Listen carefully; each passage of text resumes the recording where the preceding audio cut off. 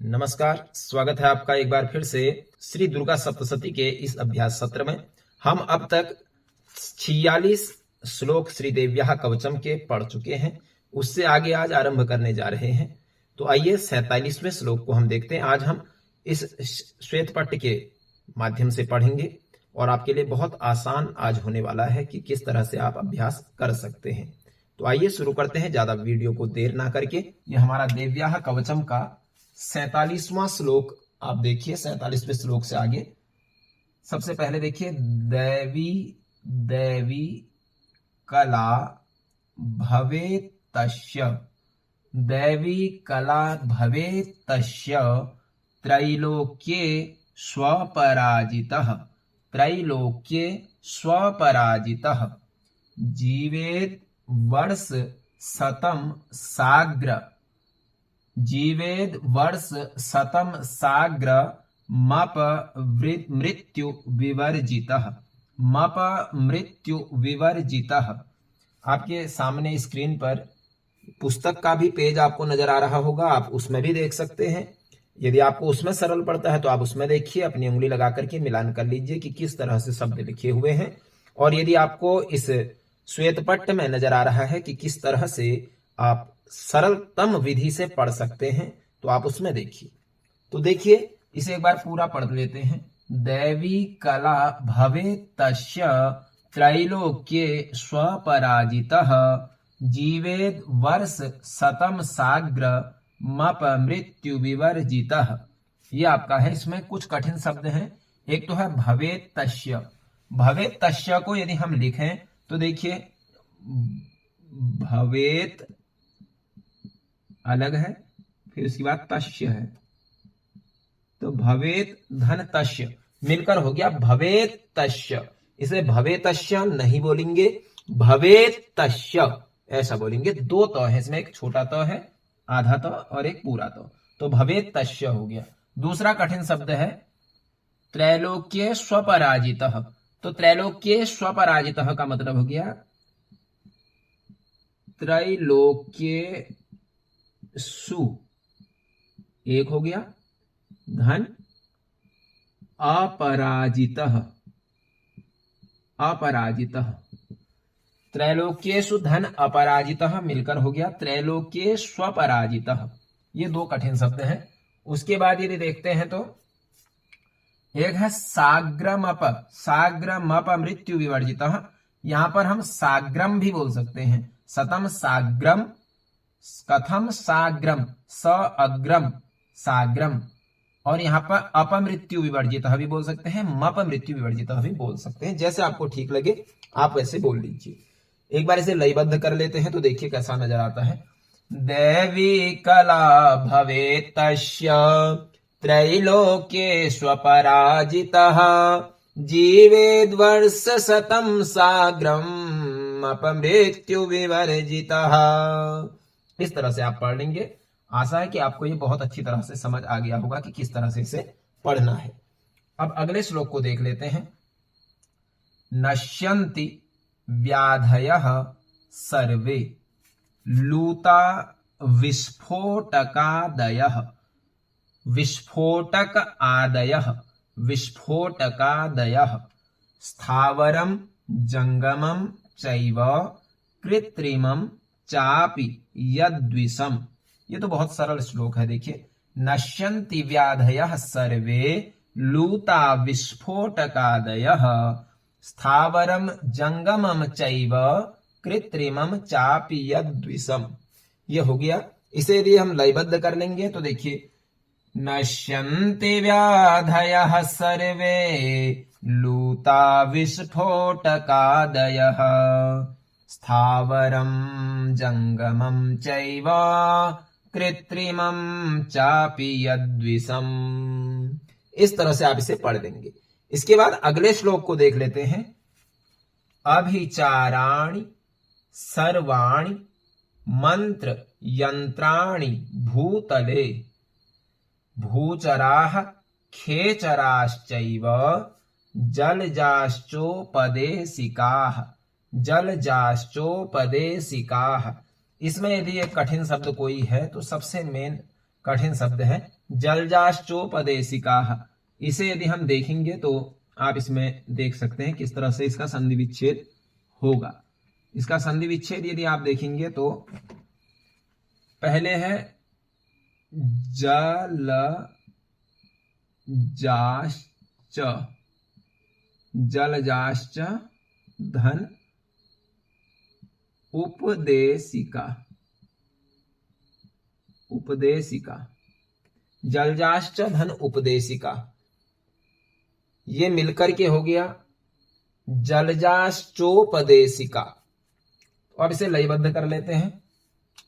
अभिचाराणि सर्वाणि मंत्रयंत्राणि भूतले भूचराः खेचराश्चैव जलजाश्चोपदेशिकाः।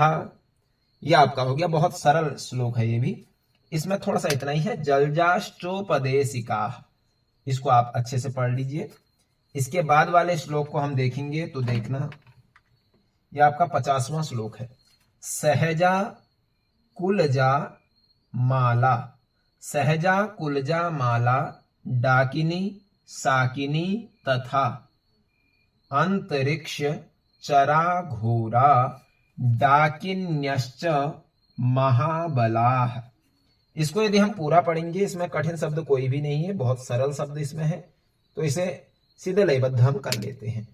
सहजा कुलजा माला डाकिनी साकिनी तथा अंतरिक्ष चरा घोरा डाकिन्यश्च महाबलाः।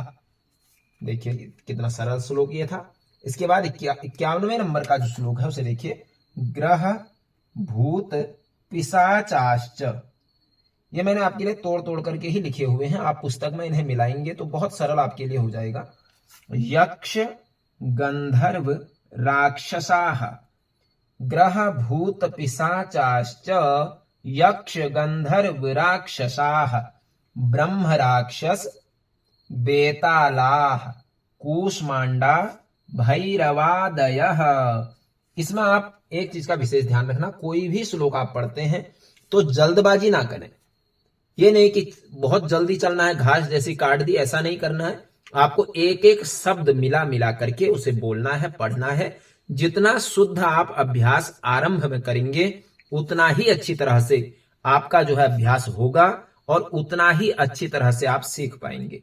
यदि आप गलती से भी कोई श्लोक का उच्चारण गलत सीख गए और आपको गलत याद हो गया तो जितना समय आपको सीखने में लगा था, वो गलत याद करने में लगा था, उससे 10 गुना ज्यादा समय आपको उसे सुधारने में लग जाएगा, उसको शुद्ध करने में लग जाएगा। क्योंकि एक बार जब आपको चीज याद हो जाएगी तो उसे भूलना बहुत कठिन हो जाता है, याद करना बहुत सरल है। आप आसानी से जो मंत्र हैं उनको बहुत सरलता से, बहुत धीरे धीरे लेकिन शुद्ध रूप से उच्चारण करने का प्रयास कीजिए। भले ही एक शब्द को आपको 10 बार बोलना पड़े, भले एक वीडियो को आपको 10 बार देखना पड़े, लेकिन शुद्धाति शुद्ध, जितना अधिक शुद्ध आप बोल सकते हैं उतना शुद्ध बोलिए। गलतियां होती कहां पर हैं? जहां पर ऊपर से ये बिंदु होता है, ये मकार का जो उच्चारण होता है, अनुस्वार इसे कहते हैं, इसको बोलने में गलती कर देते हैं हम। इसको बोले बिना ही आगे बढ़ जाते हैं कभी कभी। और कभी कभी जैसे ये है जंगमम, स्थावरम जंगमम चैव है, तो हम इसे क्या बोल देंगे? स्थावर जंगम चैव। स्थावर जंगम चैव नहीं बोलना है, आपको स्थावरम जंगमम चैव ऐसे बोलना है। प्रत्येक अनुस्वार का उच्चारण करना है। प्रत्येक हलंत, जो 2 बिंदु होते हैं पीछे से, ये जैसे महाबलाह ये है, तो वही उच्चारण करना है आपको। जो मात्रा सबसे पीछे है वही उसी मात्रा के रूप में ह का उच्चारण होगा। आ के बाद है तो हा बोलेंगे, ई के बाद है तो ही बोल देंगे। तो इस तरह से आपका शुद्ध उच्चारण होगा। तो ये आप ध्यान रखेंगे तो आप सरलता से सीख जाएंगे, कोई बहुत कठिन चीज नहीं है। तो आप एक बार इसे लयबद्ध कर लेते हैं क्योंकि कठिन शब्द इसमें कोई भी नहीं है। ग्रह भूत पिशाचाश्च यक्ष गंधर्व राक्षसाः ब्रह्म राक्षस बेतालाः कूष्मांडा भैरवादयः। तो इस तरह से आपके 51 श्लोक हुए। अब 5 श्लोक आपके बचे हैं। आज ये जो हमारा श्वेत पट है इसमें मैंने पहले बहुत बड़े अक्षर लिख दिए थे, क्योंकि उतना अभ्यास इसमें नहीं हो पा रहा था, हाथ फिसल जा रहा था, क्योंकि थोड़ी ऊंचाई में ये व्हाइट बोर्ड जो है लगा हुआ है। तो उसके बाद हाथ सेट हुआ तो इधर ये जो व्यवस्था बनाई गई है, 5 श्लोक यहाँ लिखे गए हैं। कल से जब आप पढ़ेंगे तो आपको एक श्लोक एक ही लाइन में मिल जाएगा, तो और सरल आपके लिए हो जाएगा। तो ठीक है, देखते हैं हम जो हमको मिल रहा है उसी का जितना अधिक फायदा उठा सकते हैं उठा लेना चाहिए। मैया की कृपा हुई तो बहुत जल्दी हम इसे सीख जाएंगे, क्योंकि आगे अभी बहुत कुछ हमने लेकर के आना है इस चैनल में। इसमें आपको संपूर्ण वेद पुराणों की जानकारी मिलेगी, संपूर्ण आप भागवत इत्यादि की मूल पाठ को सीख सकते हैं, और बाद में फिर धीरे धीरे किस प्रकार से कथा प्रवचन किया जाता है, किस तरह से कथा का अभ्यास किया जाता है, किस तरह से कथा बनाई जाती है, सारी बातें हम लेकर के आएंगे। लेकिन अभी शुरुआत है, अभी हमने इसे शुरू ही किया है, क्योंकि व्यवस्था नहीं हो पा रही थी कि कहां पर वीडियो बनाई जाए। तो अब थोड़ी बहुत व्यवस्था बन पाई है, तो हम ये लेकर के आए हैं। तो अब देखते हैं हम 52वें श्लोक को। बहुत सरल श्लोक है ये भी, देखिए।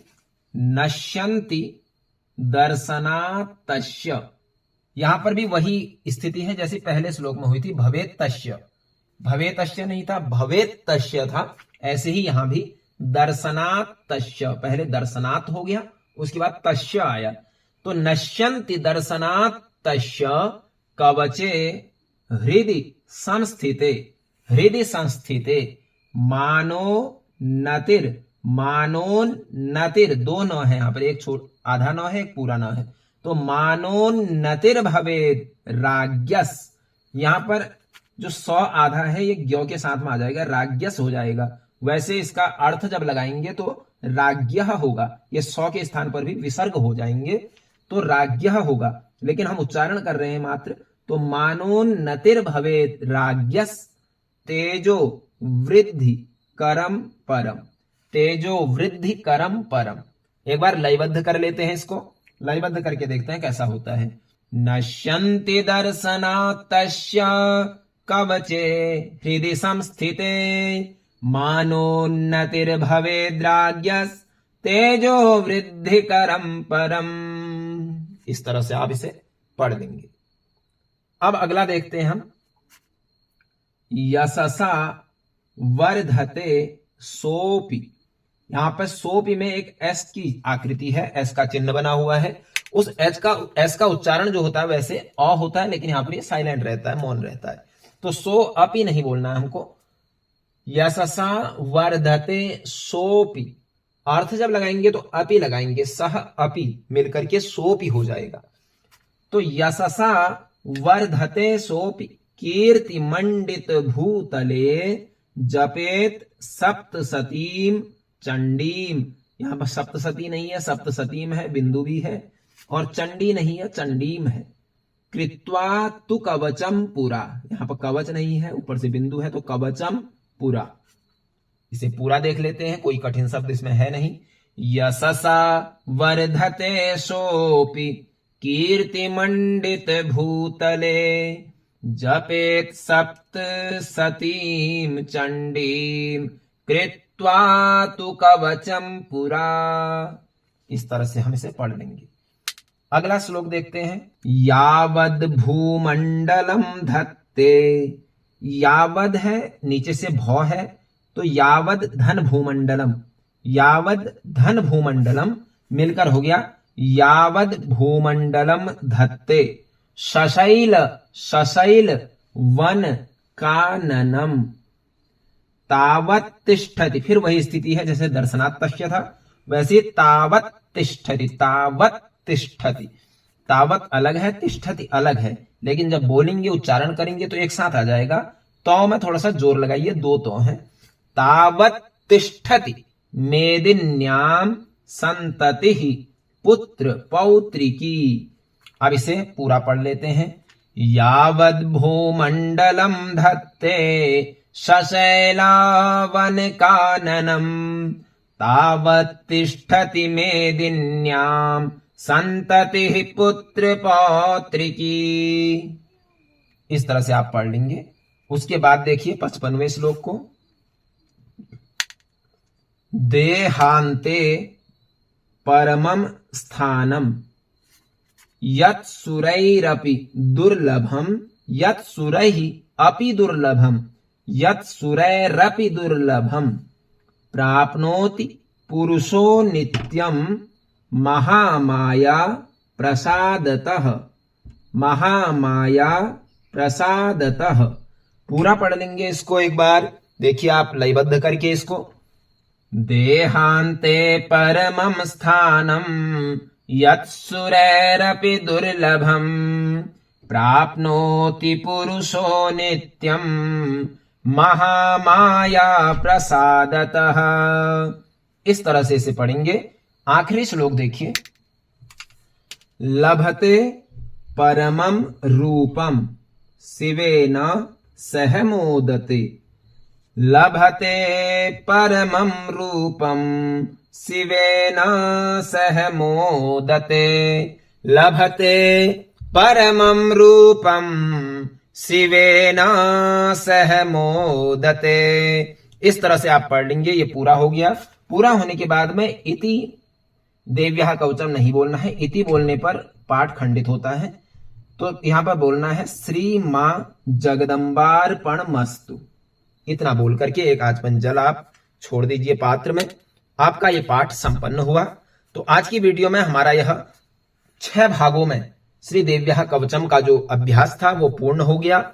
और इसी के साथ में हम पूरी दुर्गा सप्तशती पढ़ने जा रहे हैं। बहुत सी चीजें आएंगी, आपको जो पढ़ना होगा उसका आप कमेंट कीजिए, अधिक से अधिक कमेंट कीजिए, लाइक कीजिए।